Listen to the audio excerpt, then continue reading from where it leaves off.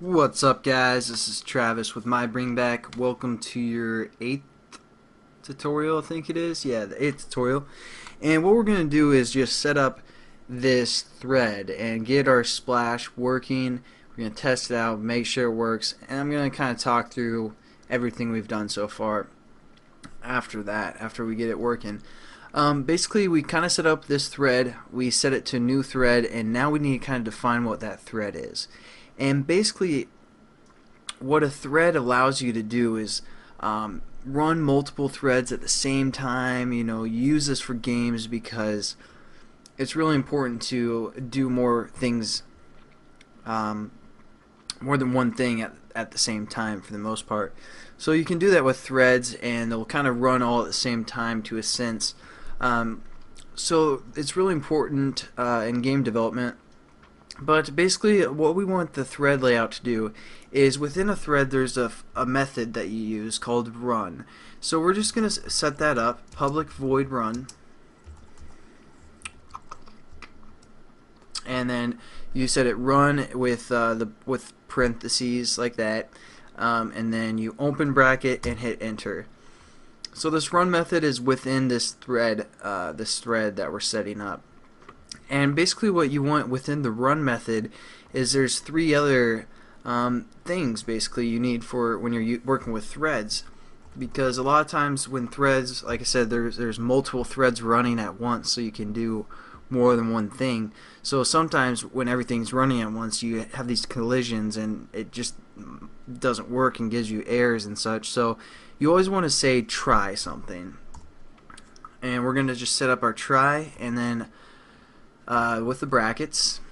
And the other thing that you want to do is, if that try doesn't work, you want to catch those exceptions, so you know where you went wrong. You can log something in your debugger and kind of catch those exceptions and work through those problems you're going to have. And this is where you do that. Like, you could say, hey, logo timer thread's not working, and you can log that. If there's exceptions, it'll catch it and print that statement out, so you kind of know which thread's messing up or where the problem kind of lays. So that's where we're going to catch the exceptions. And then the last method, or the last function that we can use, is called finally. So this is, again, all within the run method. These are those things that you want to set up, and basically the run, try, catch, finally, you want those in your thread. So now let's define some things.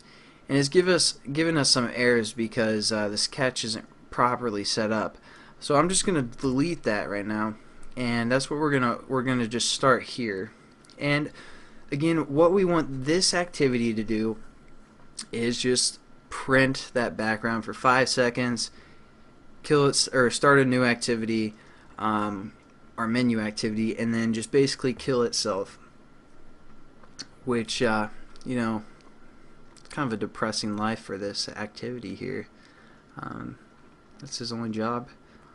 But yeah. Anyways, we're gonna get into it. So basically, we're gonna try to make it sleep for a little bit, and then after that sleeping time, we're gonna have it start up that activity.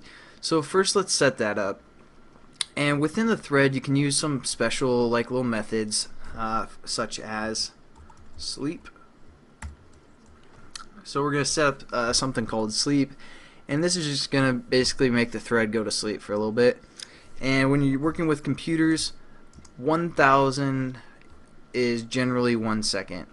It's defined in milliseconds, so we want our activity to sleep for 5 seconds. So I'm going to type in 5000 and hit a little semicolon there and hit enter. It's giving us errors because, well, we'll get to that in a second. Yeah, we'll get to that in a second. And then after it sleeps, it's going to start up a new activity. So to do that, we're going to say start activity. Pretty simple so far. Just some things you have to remember. It's not too bad. You want to start an activity called start an activity. If you want something to go to sleep, tell it to go to sleep. See, programming isn't that bad.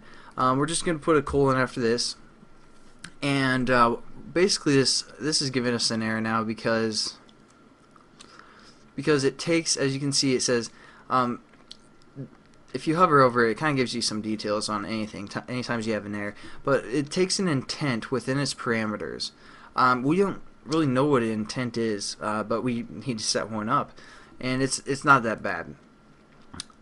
So we can do it one of two ways. I'm going to kind of do it the way that I think's easiest. Again, just like we set up this thread, just like anytime we set up variables, we're going to say intent and then label it menu intent. And again, you can label it whatever you want. I'm just going to label it menu intent just so I kind of know what it is. We're going to set this equal to new intent and close off our bracket there, and we're going to hit quotations and first we're just going to hover over this and hit import intent so we can use intent. It's kind of an Android thing, just like we had to do with activity, all that other good stuff. So it just added an import up there. But basically what an intent is well, it's a lot of things, but actually I won't even explain the intent for now, but basically what we want this intent to open is our menu class. So how do we define, like I said, how do we define our action name basically? Well, that was in the manifest, and I'm quickly just going to change this name because it'll make more sense this way. I always, for some reason, label stuff wrong. But again, the action name under the menu activity in our manifest that we set up last time, I'm going to change this to menu just because it'll make more sense. So there we go. This is what we're looking for. This is what we're going to refer to in our Java. So I'm just going to control copy that and then go back to our main Java and control V. Now it's going to look for this intent in the manifest, and it's going to set that intent equal to menu intent. So now we just need this activity to start an intent, and since we just defined one, we're going to use that. So now we know, or we defined what this is, and we have our start activity intent. And again, you want this intent to match what the manifest says for the action name. I'm just going to save that. And there we go. We have our try method set up. After it does all this stuff, and there's no exceptions, it's not going to catch any errors. After we get all that done, there's one last thing we can do is call a method in the finally, or do any closure we want in our finally brackets here, and all we want to do is finish the current activity. And you do that by finish. Again, simple programming language here for the most part, and this is just going to finish the current activity. So after we start this new one, it's just going to finish this one before it actually starts it. There we go. The only other thing we need is that catch little bracket there, and that's what's giving us this error, because when you try and sleep, that comes from the thread class that little method does. So we're going to need to say add catch clause to surrounding try. So we're going to add that, and it sets it up there for us. It's kind of a default. It's going to look for this type of a variable, interrupted exception, and this E is referring to here. It's just going to print stack trace. That's not too important, but I just wanted to show you, if you just hover over that, how simple it is to set up that catch, and we won't have to define that ourselves. So basically we have everything working. We have set up our thread officially. It's going to do these things, and the only thing we have to do now is start our thread. Because we defined it, we haven't used it. That's why it's giving us this yellow underline there, because we set it up and we haven't used it. So what we're going to do is we're going to scroll down to the end of our thread, which is this one with the semicolon. That comes from this open bracket.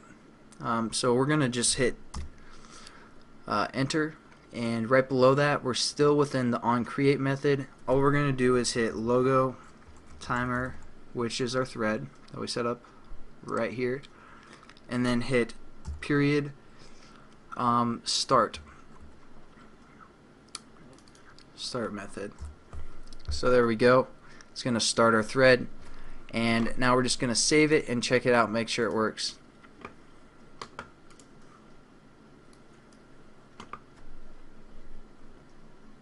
Oh, that's just hideous. Terrible. But at least our application works perfectly. So it ran that for 5 seconds and then opened up our menu. So I hope you guys like this tutorial. Quickly just talk through again what we did overall, just to make sure it's ingrained in your mind. If not, that's basically this tutorial. If you guys just want to finish here, thanks again for watching, all that good stuff. But here's our menu class. We set up it as an activity. We're calling our onCreate. Within our onCreate, we set the content view, the background. We need to set up a thread that's going to basically, so we do it this way, thread, and then define what it is, new thread. Within that new thread, there's a bracket and there's a run method. Within that run method, there's a try, catch, and finally, we're going to try to let it sleep for 5 seconds, and then start up use the start activity function, which takes an intent. We didn't have one, so we created our own intent. This is going to match what's in the manifest for whatever activity you want to start up for the action name, and if it doesn't, it'll give you an error. And then we're going to catch any exceptions and finally finish the whole activity main Java activity. And then we set up our thread, so all we had to do is just start it. Again, if you guys are getting some problems, I'm pasting all the code in the tutorial section at mybringback.com, so you guys can watch that. Again, thanks for, or I guess go there and check your code. But thanks again for watching, subscribing, giving thumbs up. We appreciate that. So just keep clicking those, man. Keep clicking those thumbs up, and I'll catch you guys next time. Peace.